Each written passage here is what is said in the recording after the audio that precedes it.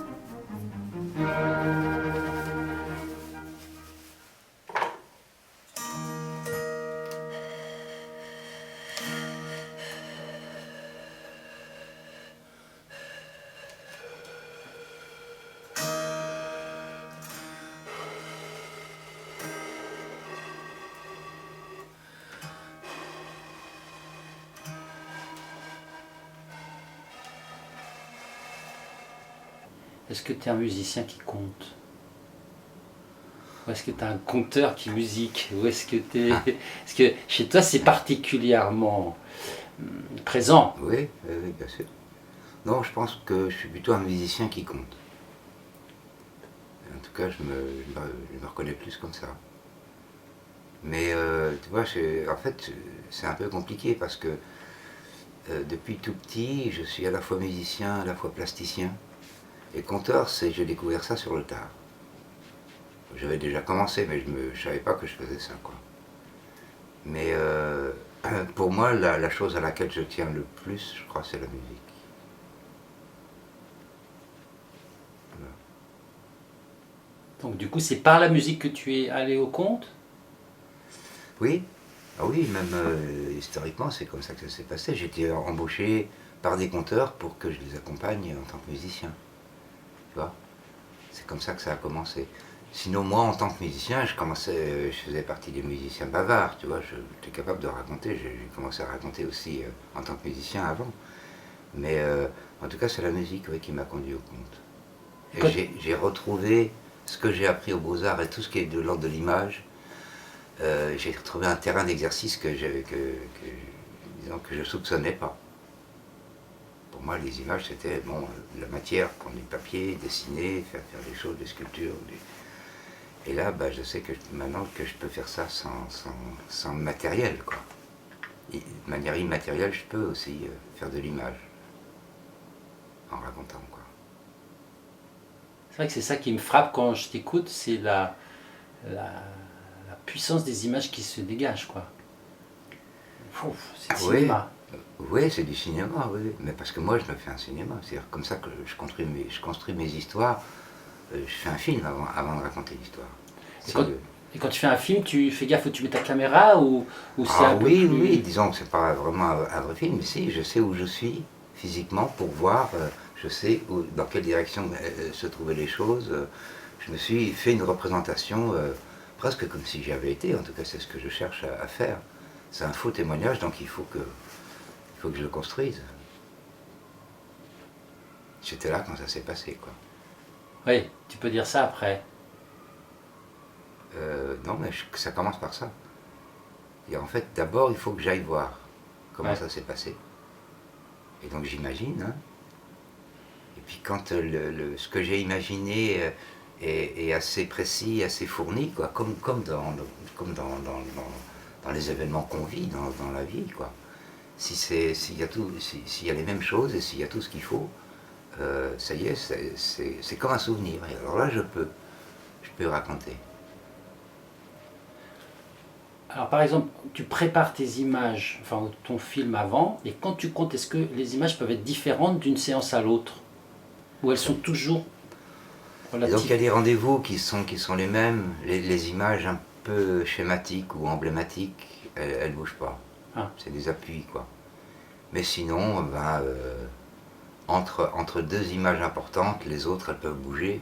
Même quelquefois l'image importante est inversée, quelquefois c'est tout à gauche, puis dans une autre salle, c'est tout d'un coup, quand je rentre dans l'histoire, plaf, je sais pas, je pense un exemple, les renardises chantent clair sur son tas de fumier. Bon, moi, dans mon projet ou dans mon film que j'ai construit avant, il est par là, il est au bout de la cour et sur la droite. Et il y a des fois où tout d'un coup je le vois sur la gauche. Et je dis, bah, s'il est à gauche, j'accepte. Quoi. Mon imaginaire me fait quelquefois des surprises. Et ça, c'est lié à la salle, par exemple? S'il y a plus d'éclairage d'un côté ou... Peut-être à ça, parce que j'ai un obstacle à un endroit et puis instinctivement, j'ai pas vu venir. Hmm. Mais en fait, quand je raconte que tout d'un coup, Renard a vu Chantecler sur son tas de fumier, quand je dis ça, bah, j'attends de le voir avant de le dire. Et donc tout d'un coup, j'ai une apparition, je vois le tas de fumier, mais quelquefois, il n'est pas à l'endroit où c'était prévu. Donc bah, j'accepte et je construis le reste de mon imagerie autour en fonction de ce qui m'a été donné par le hasard, quoi. Et quelquefois, oui, c'est la salle, c'est un obstacle que je veux éviter. Il y a un projo dans un coin, donc, mais c'est même pas calculé, c'est pas conscient, ça s'est fait malgré moi.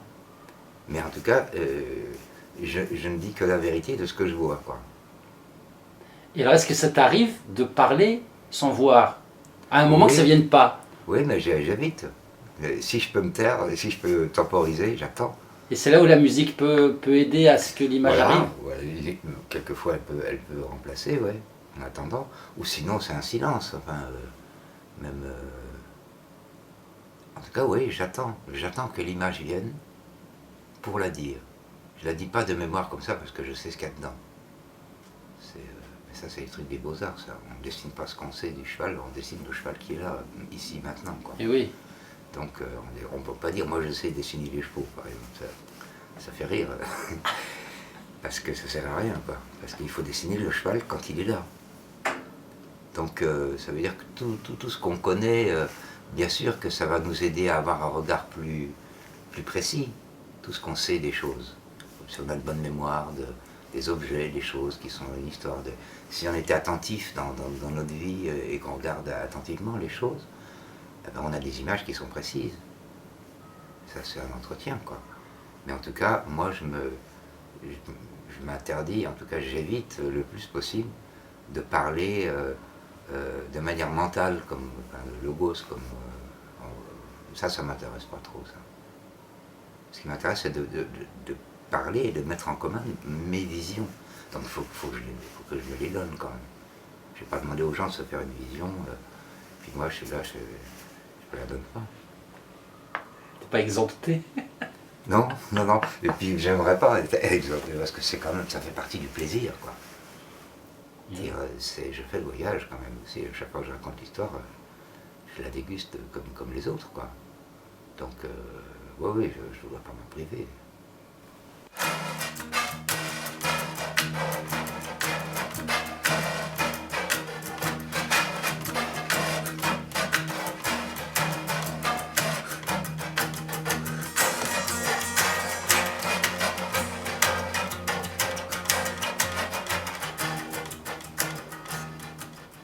C'est-à-dire que, comme moi je garde mon répertoire, les histoires que j'ai commencé à raconter au début, je continue de les raconter, quoi. Et une histoire ne remplace pas l'autre, ou un spectacle ne remplace pas l'autre, comme dans le paysage du spectacle vivant, où un projet, une fois qu'il est réalisé, ben, on passe au suivant, et on lasse le précédent, il est fini, quoi. Pour moi c'est déjà fini, je porte mon répertoire. Mais je ne sais pas si trouver une histoire à laquelle je tiens. Il y en a deux, j'en entends, il y en a deux qui me viennent là. Il y a Le Prince Serpent, qui est un conte merveilleux, que j'ai raconté tout au début. Quand j'ai commencé à raconter, je l'ai fait très très tôt. Je ne sais pas si c'est pas le premier d'ailleurs que j'ai eu envie sur lequel j'ai travaillé, quoi. Et puis La Soupe aux cailloux. Ça c'est des histoires qui...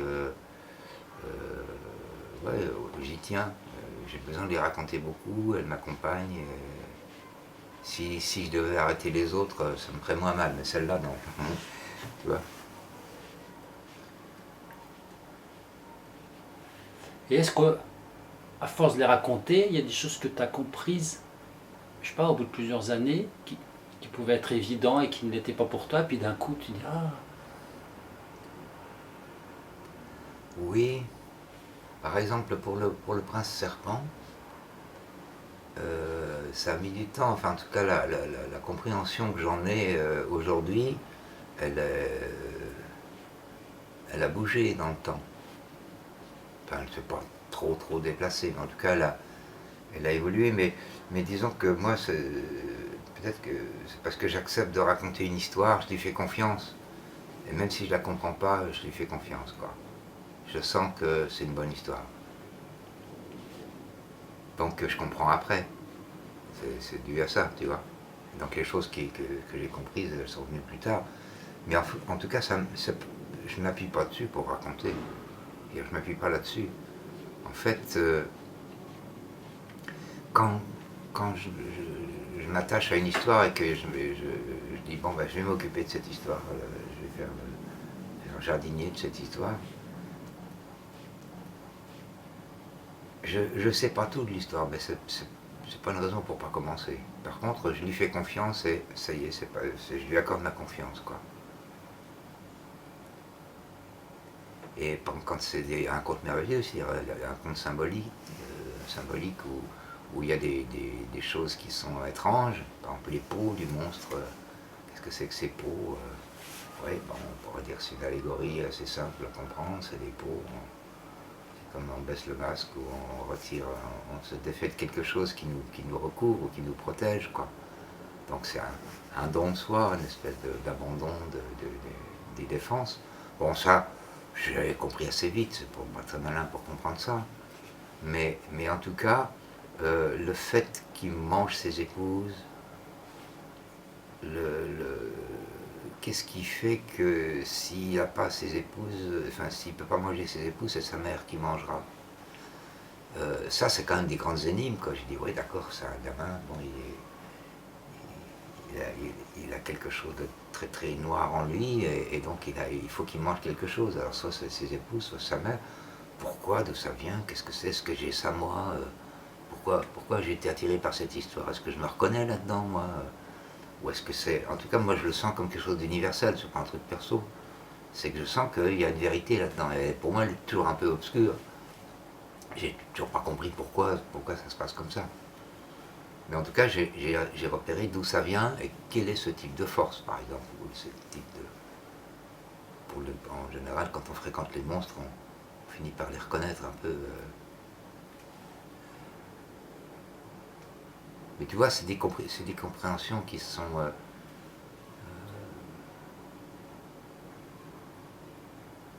qui sont un peu intellectuelles. Bon, c'est pas que j'évite ça, mais ça me passionne pas énormément.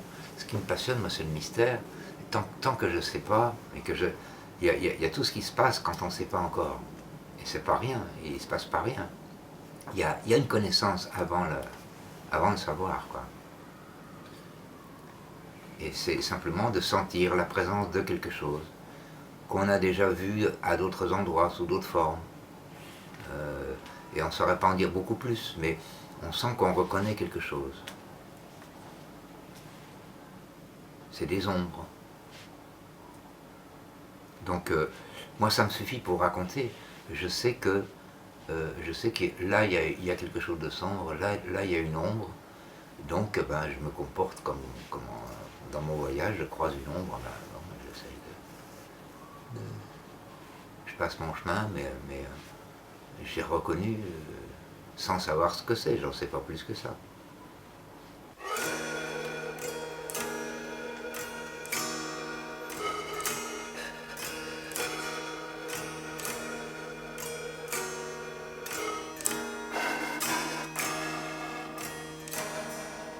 On revient aux musiciens, t'as envie de... Parce que ce qui me frappe, c'est la, la musique contenue dans ta voix, même quand tu chantes pas. Oui. Ça m'a... Tu travailles ça? Oui. Oui. Oui, j'y fais attention. Je travaille, je fais pas tu vois, je fais pas les haltères le matin, il n'y a pas d'exercice, je fais pas d'exercice. En fait, je pratique tout le temps, quoi. Mais non, pour moi, la voix, c'est, enfin, en tout cas, le rapport entre la parole et la musique, pour moi, ils sont évidents. C'est qu'il y a une dimension musicale dans la parole, dans l'écriture, dans la langue, en tout cas écrite, elle est virtuelle, ouais, elle est réalisable, mais en tout cas elle est pas inscrite, elle n'est pas manifestée. Mais par exemple, le choix des mots, chaque mot fait son propre bruit, a sa propre lumière, ses propres couleurs. Et je trouve que de glisser un mot dans une vision, c'est quelque chose de très important parce que il peut y avoir une lutte entre le bruit qu'on fait et puis l'image qu'on est en train d'imaginer, quoi. Et donc il faut qu'on ait un ton de parole qui ne dérange pas notre rêverie. Ça forcément, ça nous guide, ça. Et puis ensuite, après, pour un musicien, il y a, oui, il y a différentes formes de bruit, de son. Et il y a des sons qui dynamisent, des sons qui calment, des sons qui glissent. Enfin, en tout cas, l'univers sonore est plein de qualités différentes. Et notre langue aussi, la langue qu'on emploie a ces qualités-là. En tout cas, moi j'essaye de faire en sorte que ma parole, quand je raconte à haute voix, ne recouvre pas ou ne dérange pas, c'est-à-dire ne recouvre pas l'image que je suis en train de faire. C'est pas pour la traduire dans un autre langage. C'est de la langue que je mets en plus dans l'image. Et si l'image que je me fais accepte ce ton-là ou cette parole-là, oui, quand on rentre dans le bois, on fait attention de ne pas faire craquer les branches, enfin, on s'adapte, quoi. Et ma parole, forcément, elle s'adapte à ma vision. Et la musique, en fait, c'est disons, la science de ça, c'est-à-dire la science du bruit, de savoir que tel bruit va ne pas déranger telle force ou telle lumière dans l'image. Les timbres de voix, par exemple, c'est toujours pareil, c'est des problèmes d'ombre et de lumière. Il y a des timbres qui sont sombres et puis d'autres qui sont très très brillants, très, très lumineux. Et en fonction de l'image, eh ben, moi je veux que ma parole ne soit pas un corps étranger, qu'elle se promène là-dedans sans attirer l'attention. Elle est là pour révéler ce qu'il y a autour. Mais elle n'est pas là pour qu'on l'entende. Il faut entendre ce qu'il y a derrière, quoi. Ou ce qu'elle désigne, quoi. Donc le son de la langue, pour moi, est très très important. Et puis il y a les modes, c'est-à-dire les tons, différents tons. Et ça, c'est lié à l'énergie, comment on dépense son énergie pour rester dans le rêve sans se réveiller, en s'activant, en avançant, quoi. En trouvant les mouvements là-dedans.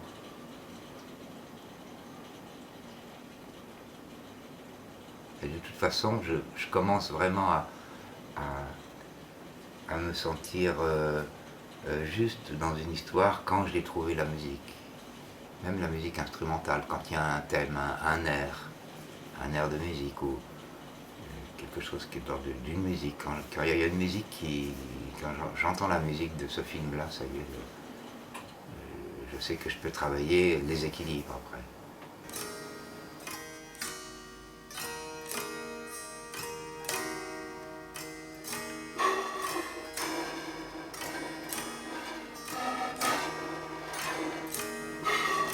Moi, je suis devenu artiste aussi sur une décision fondatrice, quoi. Quand j'étais au collège, j'étais en troisième, je crois, ou en quatrième. Quand je faisais des dessins, bon, je chantais bien au cours de musique, la récitation, je m'en sortais bien, et les copains m'appelaient l'artiste, avec une connotation en Lorraine qui les Lorrains vont se reconnaître, les artistes, ils ont intérêt à avoir la peau dure parce que il n'y a pas beaucoup de place pour eux là-bas. Mais c'était pas dit comme une insulte ou comme une moquerie. Non, ça n'a jamais été Comme un défi. Non, un peu comme c'est comme une qualité, mais un peu comme une faiblesse, quoi. Dire le pauvre pourrait faire quelqu'un d'utile à la société, ben, on en fera un artiste, quoi. Tu vois, un côté un peu condescendant. Mais en même temps, une petite jalousie aussi, parce que je sentais bien que, bon, il reconnaissait quand même qu'il y avait là quelque chose, quoi. Il y avait une richesse quelque part. Mais bon, c'est une richesse secondaire, quoi. Mais disons, à cette époque-là, je me souviens d'un jour d'avoir pris la décision de dire, c'est à l'époque où à l'école on vous tanne pour savoir qu'est-ce que vous allez faire plus tard, qu'est-ce que vous voulez prendre comme études. J'ai des classiques, hein, des sciences. Ouais. Quand on est un peu bon en tout, quoi, qu'on n'a pas de gros problèmes, c'est difficile de s'orienter, quoi. On arrive à peu près à tout faire. Bon, j'étais flemmard, donc ça va, j'étais pas parmi les bons élèves, mais j'étais capable de tout faire, quoi. J'étais pas inquiet en disant je suis nul, j'arriverai jamais, j'ai pas eu ce désespoir-là, quoi. J'ai pas de souvenir, en tout cas, de ça. Et donc, ce jour-là, j'ai décidé, bon, ben, si on m'appelle un artiste, ben, c'est ça que je ferai. Je me suis dit, d'accord, je prends. Et donc après, j'ai amené mes parents pour faire les beaux-arts, qui était le grand désespoir de mes parents, en disant, le pauvre, tu ne pourrais pas faire ingénieur ou tu aurais pu faire quelque chose d'autre, quoi. Bien sûr que j'avais les moyens de faire aussi autre chose. Mais j'ai décidé de faire ça, parce que je me dis, bon ben ça, et ça a besoin de gens pour s'en occuper. Si les gens me reconnaissent comme quelqu'un de compétent dans ce domaine-là, ben, allez, j'y vais.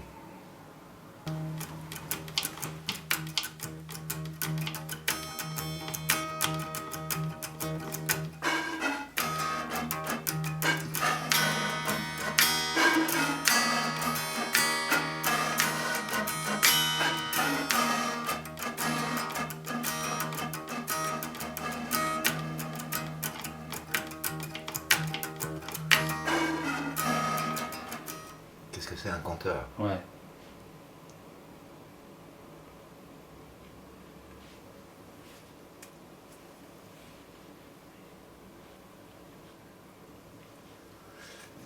Pour moi, c'est quelqu'un qui partage avec ceux qui écoutent une expérience qui est unique, qui lui appartient à lui, et puis qui mutualise son expérience personnelle, quoi.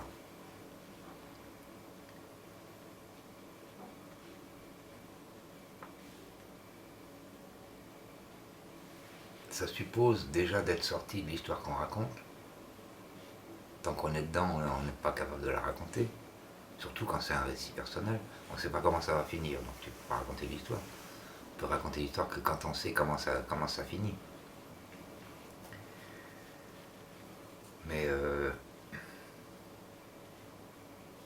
en fait, que ce soit un rêve ou un épisode vécu, de toute façon, les deux sont construits, hein, sont reconstruits, nettoyés, on garde ce qu'on veut garder, on enlève ce qui nous paraît inutile ou encombrant.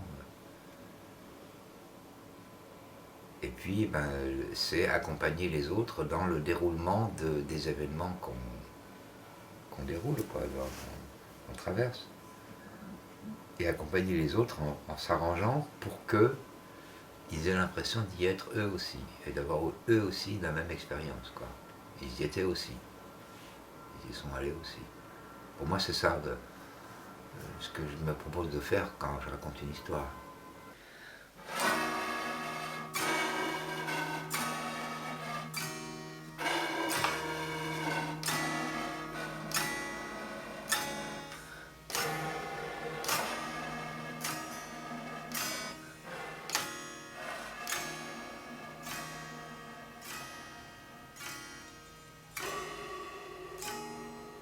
Si on sait justement lancer sa parole comme ça dans une histoire, et puis qu'elle arrive à faire tenir l'histoire, c'est pas mal quand même. Je trouve que ça fonctionne bien, en tout cas quand on y arrive, ça marche bien.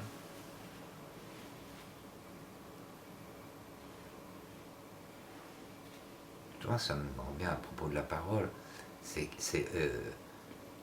Roberto Calasso, un Italien, un érudit italien, qui avait dit dans un bouquin, je ne sais plus où d'ailleurs, sur la langue, je crois, enfin, sur la littérature, il disait que la rime et la métrique avaient été inventées il y a très longtemps en Inde par des poètes, enfin, en tout cas, qui trouvaient que s'ils avaient un travail sur la forme du langage ça leur servait à quelque chose, c'est à ne pas se faire reconnaître quand ils traversaient les territoires des dieux. Sinon, ils se font dire, qu'est-ce que tu fais là? Ça, c'est un humain, ça. Et comme c'est un langage qui pourrait ressembler à un langage humain, mais qui est pas. C'est pas les humains, ils parlent pas comme ça. Avec des rimes, avec des trucs comme ça. Donc les dieux se disent, bon, bah, ça, il n'y a pas de danger, il n'y a pas d'humain qui nous espionne, on peut le laisser passer, quoi. Et donc, c'était une manière de camoufler sa présence dans les territoires interdits, quoi. Moi, j'ai trouvé ça génial. En tout cas, ça me va très bien, ça.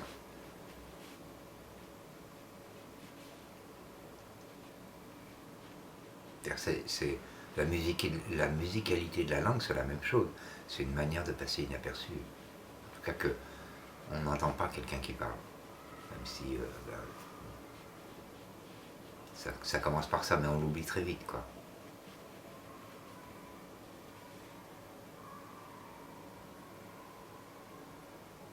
Voilà, ouais, ça me faisait partir là-dessus, je pensais à ça.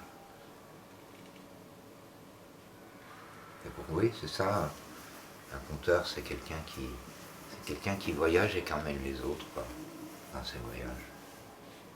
En fait, tu vas découvrir ta bibliothèque. Ça fait ça à chaque Ouais. fois, les gens. Ils n'ont pas vu les détails. Regarde ça, j'adore. C'est là, tu passes là, puis après, hop, ici, et là, tu arrives là, à la vérité. Des récits, il n'y en a pas qui me manquent cruellement pour l'instant. Évidemment que je suis toujours en attente d'une autre envie, d'un autre voyage, quoi. Et c'est vrai que ça fait longtemps que je ne suis pas dans une phase de création en ce moment. Je tourne, je fais beaucoup de formations. Ça, j'adore ça, faire des ateliers, être présent parmi les conteurs qui arrivent, justement. Donc de les accompagner, d'être avec eux. Mais non, si, il y a un truc qui me tenterait, c'est de travailler l'imagerie en même temps que ça, j'ai pas encore exploré, quoi. L'imagerie manifestée, c'est-à-dire le théâtre d'ombre ou des marionnettes ou quelque chose de cet ordre-là. Ça, j'ai pas exploré Tu encore. fasses rejoindre tes deux Ouais, peut-être pratiques. d'une manière plus matérielle, parce que bon, là pour les images virtuelles, ça marche bien, je sais que ça roule. Mais il y a des choses que j'aimerais bien aussi raconter par l'image. Et là, je suis obligé de passer par la langue, par un truc assez complexe pour que les gens aient une image à peu près analogue à celle que je raconte. J'avais la même, hein, mais ça. En tout cas, eux, ils sont nourris, ils ont une image. Mais je pourrais aussi, moi, m'amuser aussi avec la force des images manifestées, quoi. Parce qu'il y a une puissance aussi là-dedans.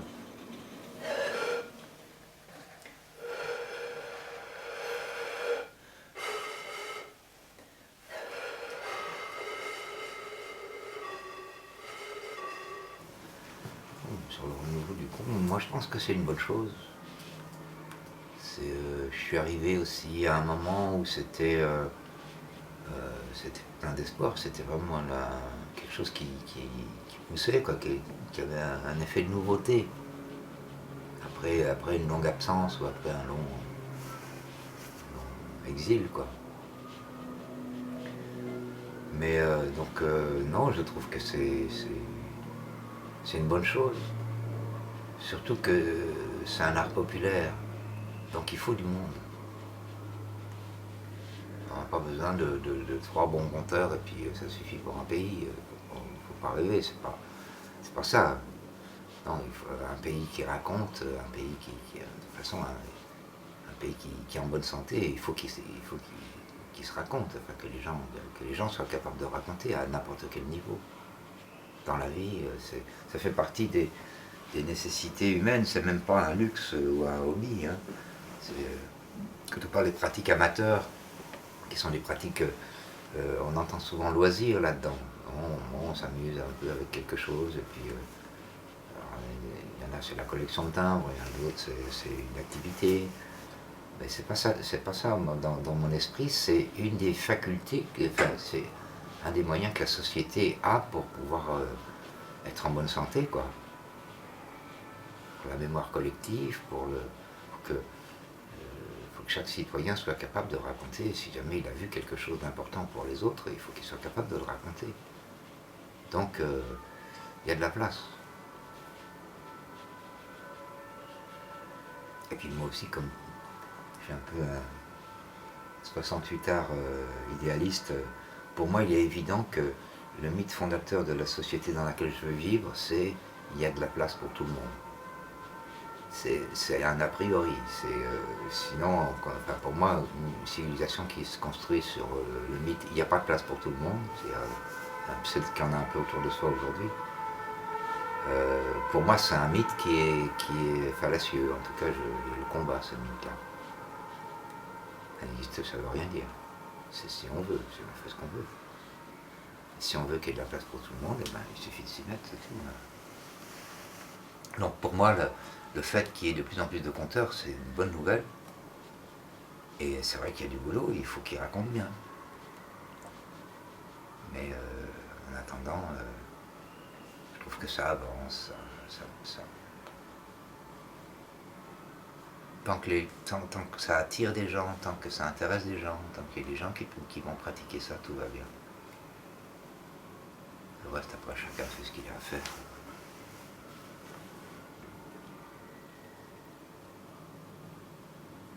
En tout cas, moi, j'ai toujours évité de suivre les angoisses qui disent « oui, il faut des bons compteurs, sinon ça va retomber ».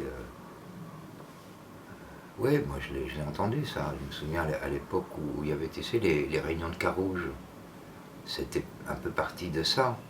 Moi j'ai vu le mouvement folk monter et puis redescendre ou se clasher, enfin ou se déliter quoi. Et j'ai dit ça serait dommage que le conte ça soit un feu de paille de 10 ans et puis qu'il n'y ait plus rien après, qu'on passe à autre chose. C'est une petite mode quoi. Je me dis c'est trop fondamental dans une société pour que ça soit une mode. Et donc c'est là où j'ai dit aux compteurs que j'avais autour de moi, il faut qu'on se réunisse, il faut qu'on réfléchisse ensemble à ça, qu'est-ce qu'on fait pour que ça démarre, pour que ça s'ouvre, pour que les portes restent ouvertes et que le niveau monte quoi.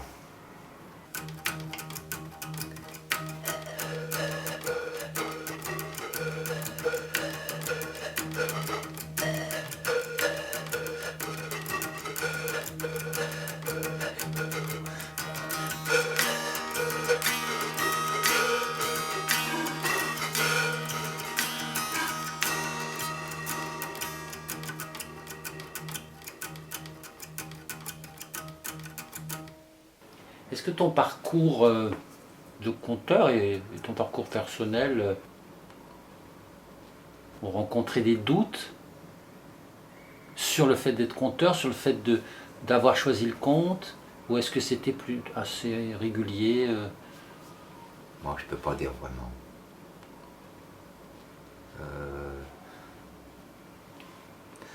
Dans mes vies d'artistes précédentes, hein, de musiciens et de plasticiens, j'ai eu beaucoup plus de revers ou de mal.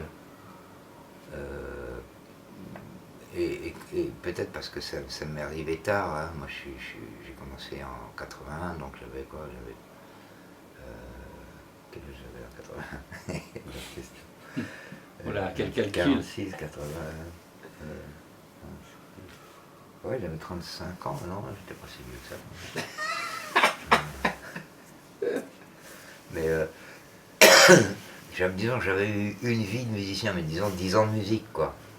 Qui ont été assez, bon, pleines de bonheur hein, et d'enrichissement, mais en même temps pleines aussi de cicatrices et je me suis cogné contre l'âpreté sociale vis-à-vis des artistes, quoi.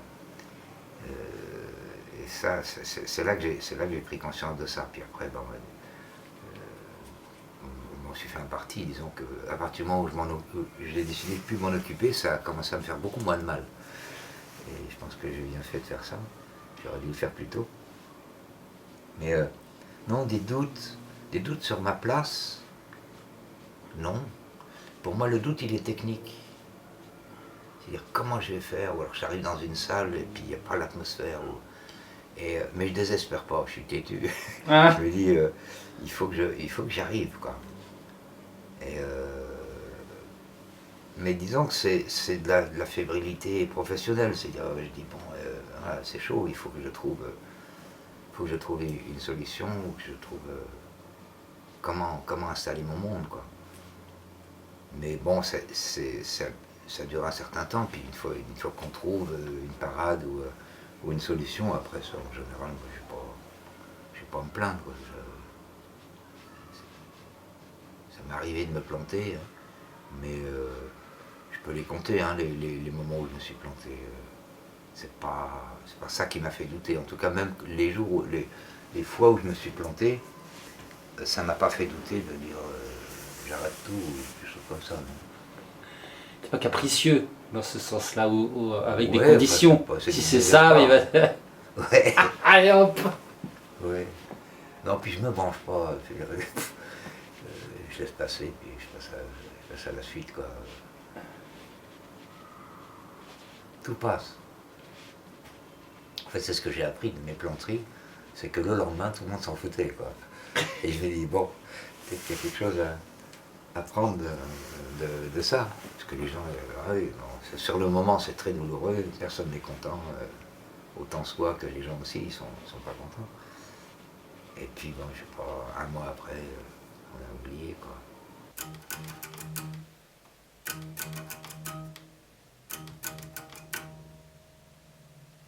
C'est dans l'incarnation des personnages qu'on peut avoir des révélations et des surprises comme ça. Par exemple, dans La soupe aux cailloux, le basculement de la vieille là, qui est grincheuse, qui est fermée, de chez Fermé, et puis tout d'un coup qui est complètement déstabilisée parce qu'à la fin le soldat l'invite. Et ça, elle ne comprend pas parce que c'est pas logique, puisque c'est elle qui invite le soldat, donc elle ne peut pas comprendre que ça se retourne comme ça. Et ça la déstabilise, et tout d'un coup, il y a une brèche qui s'ouvre, et tout d'un coup, il y a une espèce de lumière qui la fait rajeunir, quoi. Hein, d'ailleurs, elle perd des années, là, en marchant vers l'armoire, elle la fait rajeunir, quoi. Et oui, il y a quelque chose comme une nouvelle jeunesse d'un coup de paf, il y a un mur qui se brise et puis il y a un nouveau printemps, quoi. Et ça en incarnant ce qui lui arrive à ce personnage-là, moi ça m'a appris aussi à pouvoir passer d'une émotion à une autre, hein, dans la vie courante, ça, cette pratique-là. Le fait d'avoir eu ça à faire, ça m'aide aussi, hein. Et on apprend de ces expériences-là, c'est pas des expériences inutiles.